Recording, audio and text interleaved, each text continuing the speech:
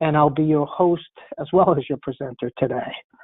Before I turn it over to Scott Powers for a few words, let me review a few housekeeping items. All users will be unmuted, and that's just to cut down on any unnecessary background noise, which can be distracting. Questions can be submitted in the question dialogue, and Scott and I will address the questions at the end of the demo. And lastly, a copy of the presentation and a link to the actual webinar recording will be sent in a follow-up email coming from Margaret Marcus. So without further ado, let me turn it over to Scott for a few words, and then I'll be back at you. Scott? Thanks, Mike, and thank you all for joining us today. I hope you're all feeling well and are as excited as I am to put 2020 behind us and kick off 2021. I am Scott Powers, Software Sales Manager here at New Wave, and my role is to help you grow your respective businesses through the sales of solutions. Today, we'll be presenting Redsoft Online, or RSO as we like to call it, and we'll be referring to most of the time during the presentation. RSO is a cloud-based solution, and cloud-based solutions continue to generate interest, especially now with so many people working remotely. With RSO's pricing model, the solution can be promoted effectively in the SMB market. However, it is not limited to the SMB market. With a recent win Kofax had at a supermarket chain, the sale approached about 7 figures. New Wave would like to work with you to help you sell one of the fastest growing Kofax solutions. We will have Mike give a deeper dive and the demonstration.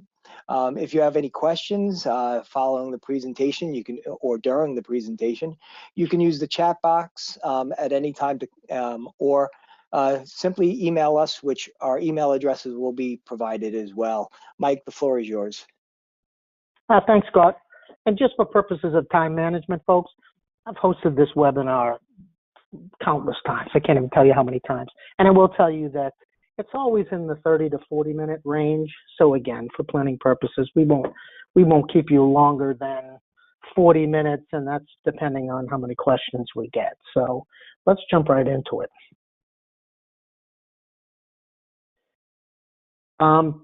For purposes of a little background on Redsoft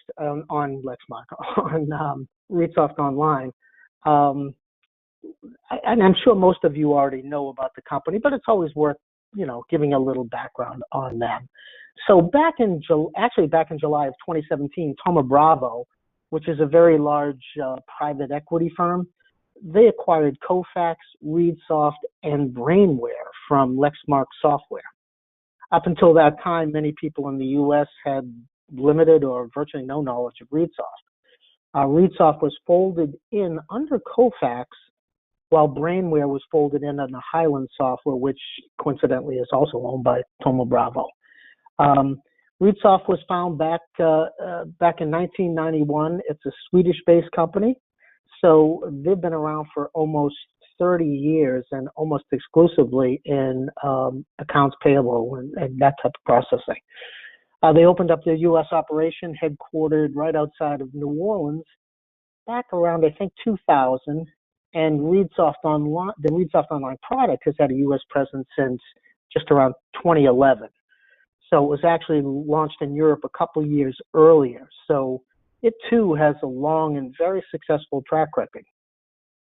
As you can see, they enjoy a significant install base with more than 9,000 customers worldwide. It is a cloud-based offering hosted on Microsoft Azure and is specifically targeted toward accounts payable departments of all sizes. And Scott just mentioned, truly all sizes, from small to very large.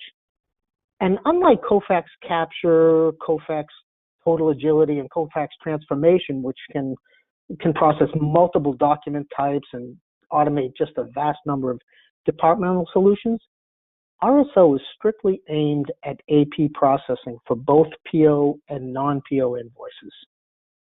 So it's a multi-tenant solution, and you as a reseller can set up and manage multiple companies under your personal control center, and I'll show you a bit of that in my demo. It's priced based on the number of invoices processed, which is a pricing model I think most end users understand well, unlike Kofax Capture and KTA, which is priced based on the number of pages processed, which can really confuse people. In RSO, it's the same price for processing a one-page invoice as it is for processing a 100-page invoice. There's no difference in price.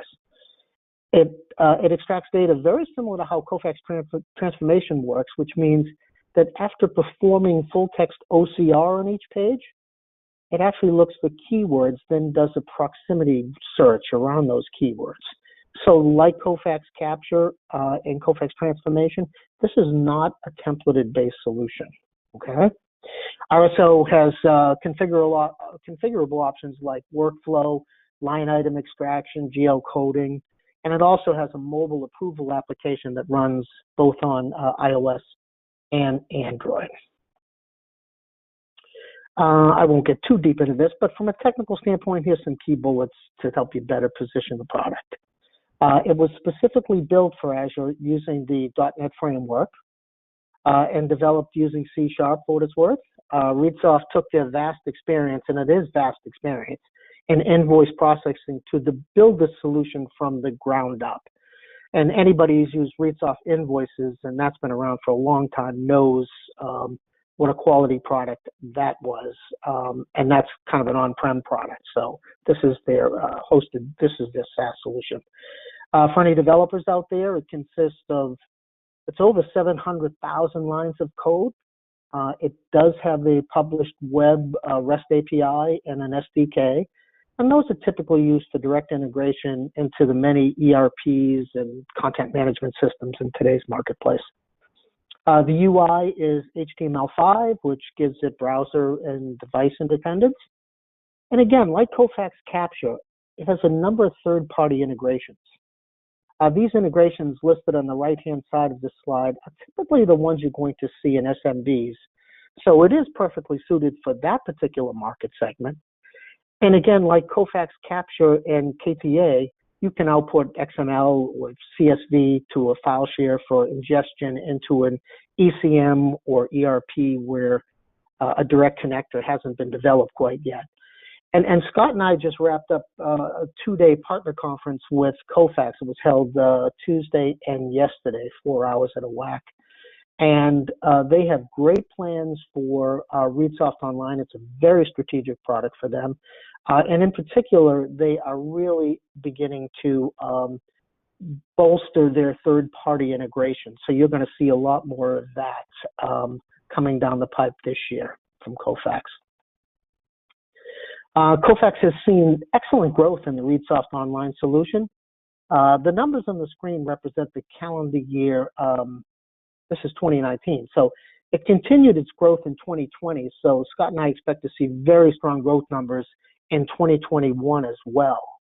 I suspect that this is probably due to the ongoing pandemic and companies positioning themselves to be able to have employees easily work from home. And also, there's just I think there's a move in the marketplace to move from on-prem solutions to SaaS solutions as moving forward, just for a whole host of reasons. The partner network grew about 15% and now has over 400 partners. And I will say the majority of these partners are in Europe. So here in the US, it's still pretty much a blank canvas, I guess. This is why Scott and I are so excited about this particular product, as the growth potential here in the US is virtually unlimited. And one of the more impressive statistics that I've heard is that RSO now processes more than 4 million invoices each month. And that number continues to grow each month. So I'm guessing on the order of 4 to 5 million invoices a month now, given the growth that they had in 2020. This is an architectural rendering of the RSO SaaS model. So as you can see, there are multiple ingestion methods over here, with the preferred method being email, I think, anyway, that's my opinion, or the use of, say, an invoice portal, which is much more prevalent in Europe, not so much in the US, but that too is growing. But for many companies that continue to receive paper invoices, RSO has the ability to pull a file share. where any scanning application can output TIFF or PDF are the two usual ones, but it supports, I think, three additional other file formats. And so you put them out into a share. Kofax Redsoft Online Connect can pull that particular share and ingest invoices in that particular manner. And lastly, one can simply manually upload to RSO, which I'll actually show you in my demo. And then moving left to right, once ingested, the invoices are OCR'd and extracted. And this is all performed behind the scenes. And in many instances, the first human intervention is the verification step, where low confidence extracted values can be validated and or corrected. If there are no low confidence fields, and let's say you don't have workflow or GL coding configured, so you're just going to do ingestion, extraction, verification, and if there's no fields that fall below their confidence level, it's going to go right into your ERP. So straight through processing, touchless processing. Now, obviously, that's not going to be the case if you decide to do GL coding or have like a workflow approval process for these. And then the line from the ERP into RSO is the path for the master data, such as supplier information, purchase orders, and any other data that we use during verification or coding. So these uploads can be performed manually or on a scheduled basis, again, using that Redsoft Online Connect utility that I talk about. And if you have a direct integration, if you have one of the products that integrate directly into Redsoft Online, then all this happens in the background. There's no need to upload. Redsoft will go fetch that data from that backend system. And lastly, metadata and PDF images of the invoice can be directly output to the ERP or ECM, again, providing there's that direct connected to that backend, or be released into a file share where they can be ingested into the ERP or ECM in a batch upload fashion. And again, it outputs XML, but you can convert XML to CSV using XSLT if your system doesn't have XML import. So there's still a way to get around that particular part of it. New features in RSO version 10, which was actually released early in 2020, include improved workflow.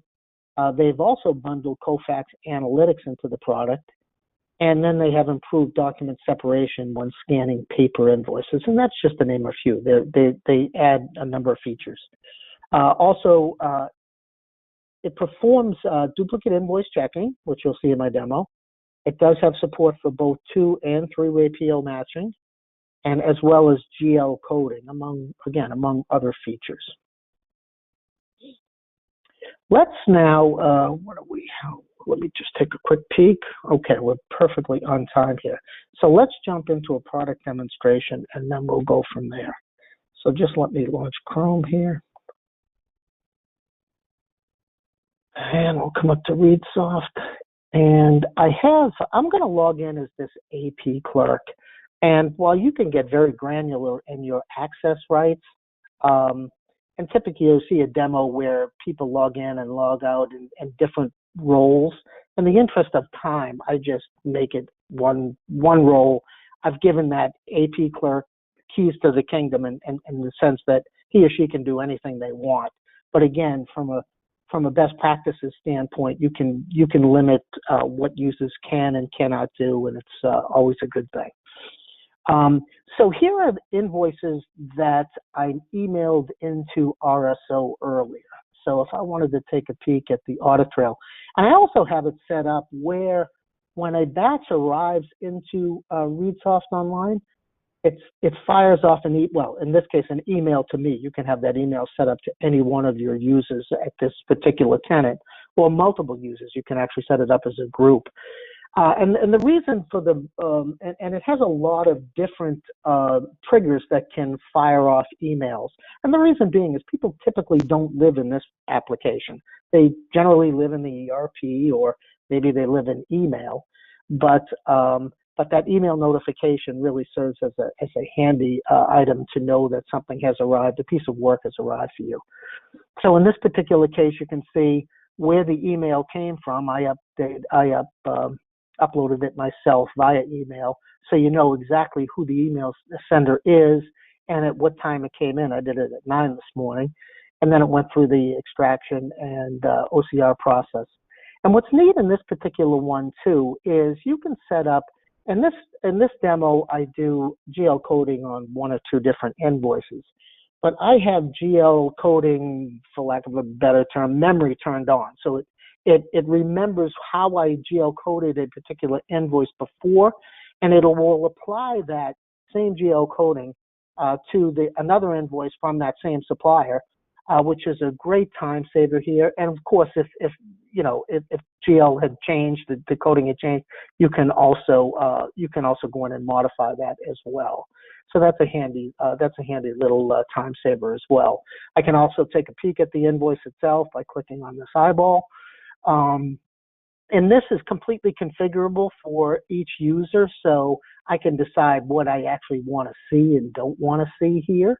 And when I decide what particular columns I want to see, they can be moved around. So if I like the PO number here versus anywhere else, and these are all sortable. I can sort by, say, gross amount. I can sort by the particular supplier name, which I think is the way it's done now. Yeah, there's the little indicator there. And I can also search. So let's say there were, 100 different invoices. I can actually plug in a supplier name and just sort based on that. So, so different views you can have. Let's jump right into this first one here. And as you can see, the status is all of these are pending manual verification. So I'll jump into the first one. And so it knows who this came from the supplier master file upload into Redsoft Online. Okay, so I've supplied Redsoft with my supplier master, which obviously is company name, address, city, state, zip code, phone number, things like that. And it'll search the invoice looking for that. And it does an amazing job working on that. So it knows, and anything in green, by the way, it's 100% confident it nailed it. And then as I come down to invoice number, I have duplicate invoice number turned on. So it's going to make sure that I haven't processed an invoice like this before. And because it's a demo, I use this invoice all the time.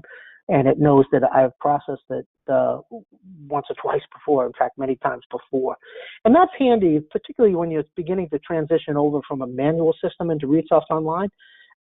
Suppliers, many suppliers, when they don't receive payment within 30 days, they just fire off another invoice.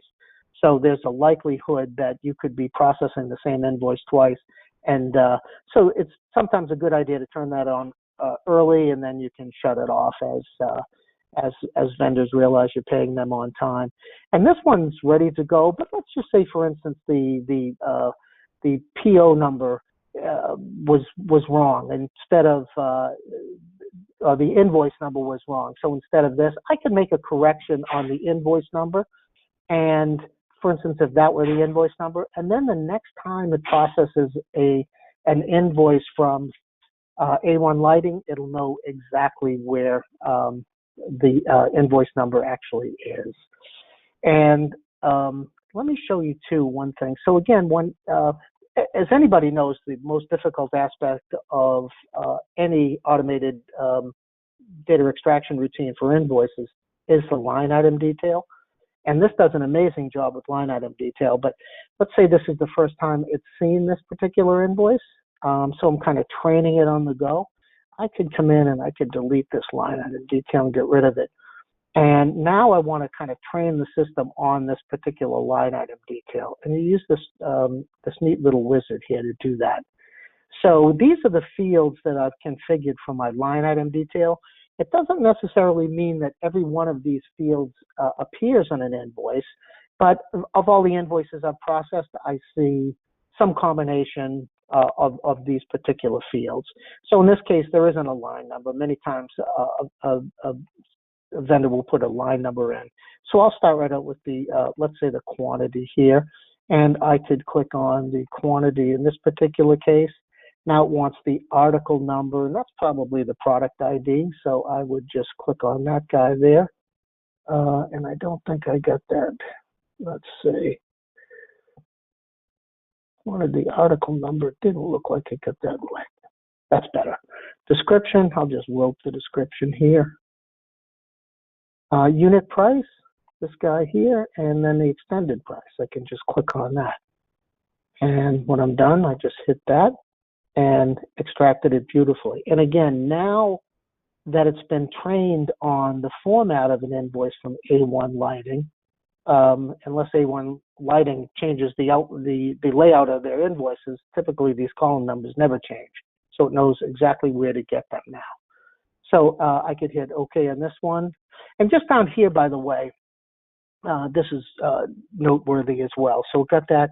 And that's the GL coding. So if I come into the accounting tab, and it remembered how I GL coded this the last time, and it applied the same GL coding information in this particular one. And that was that eyeball indication when I came into to the landing page. So this is all GL coded for you based on what I did the last time. And again, I'm free to change that if it so warrants. I'll say OK on this one here. And let's just do one other one here. Let's do this guy here, Kralin. And in this particular case, it's seen Kralin a number of times, so it knows this one. And again, I've got the duplicate invoice turned on here. And let's say yes. And again, all the line item detail. Now, if the line item detail, if what it extracted, along with any ancillary charges like delivery costs or tax, doesn't add up to the invoice total, then this isn't going to light up green. And it's going to kind of force you to say, okay, what went awry? Why didn't everything I extract actually add up to the invoice total? So that's another nice safeguard measure. And I'll get into these particular items here when in the next invoice. So again, this is when you think of if you were manually posting an invoice like this, and I'm doing lots of talking, but I could have literally had this thing done because it extracted perfectly, got all this information. You're just doing verification on it. And also, if everything comes out perfectly, so for instance, let's say I turned off that duplicate invoice check, everything would have been green. And I can also, during the setup of this and the configuration, I could say anything that doesn't require, any fields that are all passed, just send it on through to the next step. I don't even need to do verification. So in this last one, I believe this one doesn't have a PO. And yeah, so there's no matching PO here. So in this particular case, and again, there's different ways to handle this, but I would say in this particular case, since there's no PO, I'm probably going to want to put this on hold and maybe let a supervisor do that. And the reason for hold is no PO found. And I could say, okay, on this one here. And as you can see, now this is on hold and waiting for, someone to find a PO. And let's say someone ultimately finds a PO and uploads it. And that particular point, I could take it off hold. As you can see, this was held by the AP clerk, reason no PO found. And I could come in and say, let's unhold it. I could come through the PO number and say, that's fine, and say yes on this and click on that one. And another neat thing too is that because I uploaded all of these via email, it automatically attaches the email body to this particular invoice. So it'll just group them together as it archives it, so that if there were any important notes on that email body, the fact that it came in via email, it says, I'm just going to attach the email body to this. And you can have all kinds of attachments if you want to go attach it, any shipping information, bill of ladings, things like that. Those could all be attached to a particular invoice, so you have that as well. Up here, you can, and this is a feature that they're going to deprecate soon. But this is the ability, if one of your customers, and then I just click, I'm going to come back into that for a second. I'll do it in the workflow. So now it's in the workflow one. But if one of your customers were having a problem where it wasn't, let's say in this particular instance, it was extracting the PO number, but it was including this PO hashtag as part of that. Now it's easy to come in the PO number and delete the PO hashtag, but it's not fixing the problem. And you as the integrator or the partner here, you have no way to go in and fix that. So this is the ability for your customer to converse directly with Redsoft Online Development and say, not the deleting, sorry about that, but I wanted to say, you know what, they've already deprecated that feature. Okay, there was an ability to reach out to Redsoft Online and say, hey, can you fix this PO number? And it would have sent that up. But because it's gotten so good now, I did read where they were going to deprecate it. In this particular version, they have indeed done that. Other things, you can reject a document. Let's say it was, you couldn't read it well, it wasn't scanned well, things like that. There's reasons for rejecting, and you can have canned reasons for rejecting it too. You can reach out to request more information from the supplier itself. Send a message of that. Send a copy of that to your inbox as well. If you had a question maybe on a PO number or something like that, the ability to reach directly out to the supplier and a copy of the invoice will be sent right back to them. So again, some of the features. Let's see how I'm doing on time. I'm going to say okay on this. And now if I went through if I did the approval process on that. So I did approve on that one. And as you can see now, this will move into, if I update it, it should move into, the document post and process. So I release things individually. You can release things as a batch, but now we have the document post and process. And if I kept that up for a second.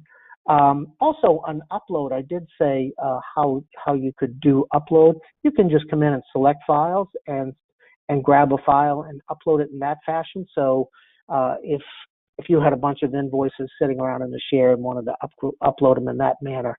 But again, typically it's email and it's whether you get paper documents and you're scanning, but that ability to manually upload is there. And I think let me just quickly go into the interest of time here. I'm going to log out of here and I'm going to come in let me quickly show you Control Center and how it's set up. So, and this is kind of the partner view of what you're going to have. So instead of New Wave Technologies, that's going to be your partner name. And down here is going to be your customers, okay? All your tenants. So this is the one I've been working with. So, and again, if you weren't getting paid or what have you, if you can deactivate or a tenant that way too in the event you weren't getting paid. But let's just show you real quickly how easy it is to configure these. So from a user standpoint, I can come into the user management and I can configure both users and if I have a whole lot of users, maybe I want to configure groups and drop users into groups where they're going to inherit the access information here. But this is the one that I have been using here. So if I came into this AP clerk and said edit and looked at the privileges, so there's why he or she can do everything. All right, I've given full privilege to this one. But as you can see, you can get very granular in what you allow someone to do and to not to do through that particular one here. So I'm going to just close this out here. And one last thing, and I could literally spend an hour and a half on this particular part, but I think from an extraction standpoint, anybody who's worked with transformation, whether it's KC or KTA, knows that there's quite a bit of work in how you set up extraction rules.